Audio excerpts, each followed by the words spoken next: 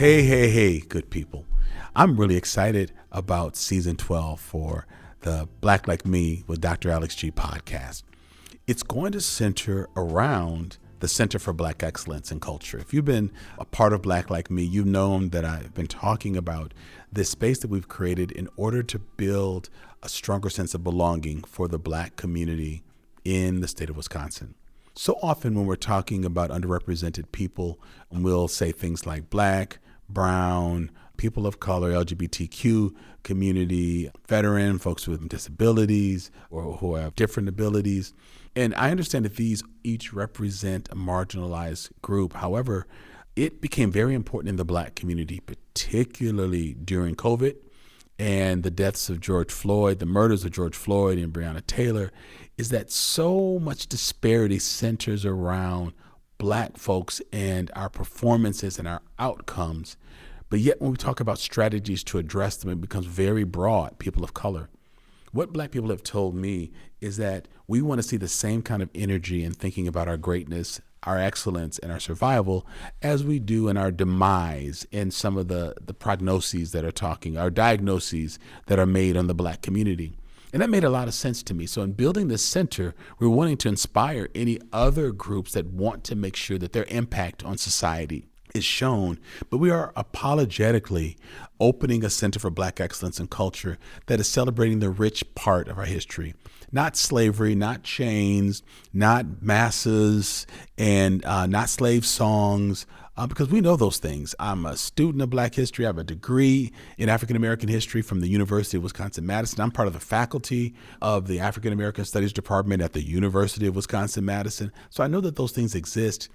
But what I have a hard time finding in journals, in papers, in magazines, I have a hard time finding, so how do we mitigate this? How do we avoid this? We know racial battlety exists, but how do we subvert it? How do we turn this around, or how do we succeed in light of it? We know that the impact of these things make us more prone to degenerative diseases, but I don't want to just know how many diseases those are. I want to know what can we do to slow it down.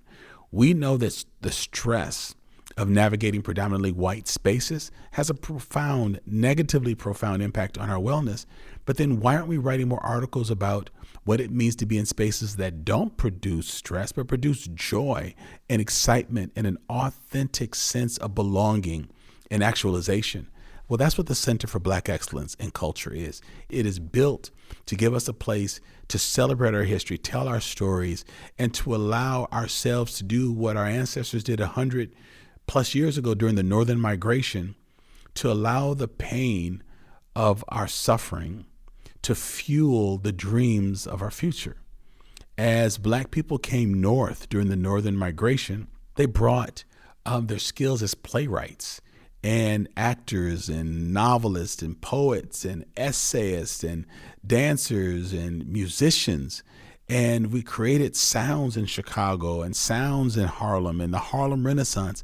But our art, our music was fueled by our pain. There's this talk about the beauty and the strength of Black swag, but Black swag is fueled by pain that we've experienced. And so with the Center for Black Excellence in Culture, we don't want to focus as much on the fueling from the pain as much as we do the energy of the future. The past fueled and energized our dreams, but we want to talk about the energized dreams and how this space energizes dreamers and dancers and innovators and business leaders and entrepreneurs and readers and seniors and children and families and professors and activists and associations. We want a place to be inspired, and the Center for Black Excellence is that.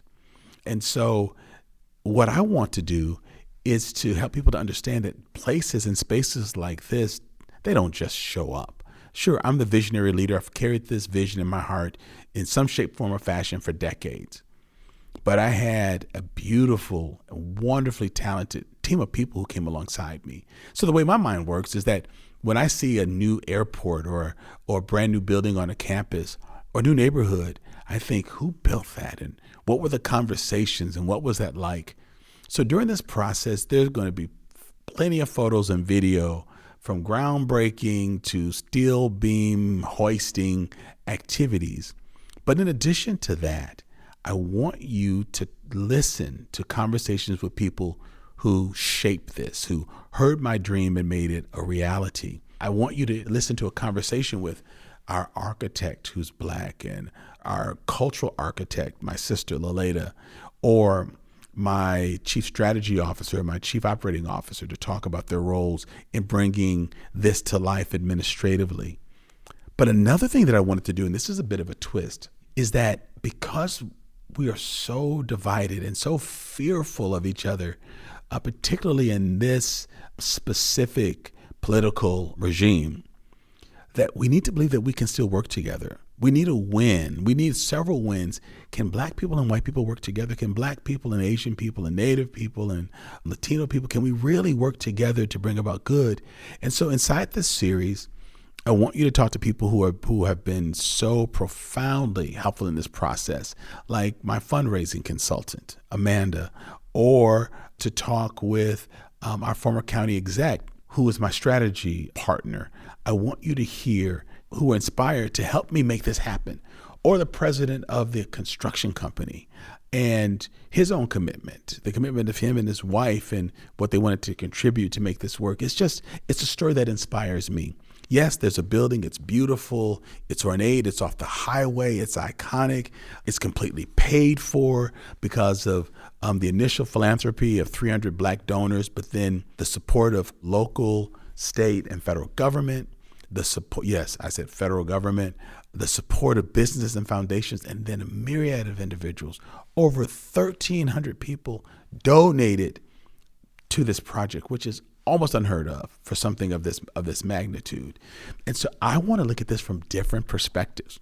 So there are going to be links so that you can see our time-lapse film footage of this building being constructed. You'll also have a link to the Center for Black Excellence in Culture, because you'll be able to find out more about what's going on by going there. You can sign up to be a part of our mailing list so that you can get updates. But I'm also building a team that's building a platform so that some of the events, some of the activities here, you'll be able to enjoy them remotely. Imagine comics, lectures, songs, concerts. Imagine having virtual access to experience some of these. And I don't mean like just a team member holding their smartphone at the back of the auditorium showing it. I mean, we're working on a bona fide platform that brings you into this space, and it brings this space to you. So I'm so excited. I didn't think that at 62 years old, I would be embarking on this new career. Like, what's your new career?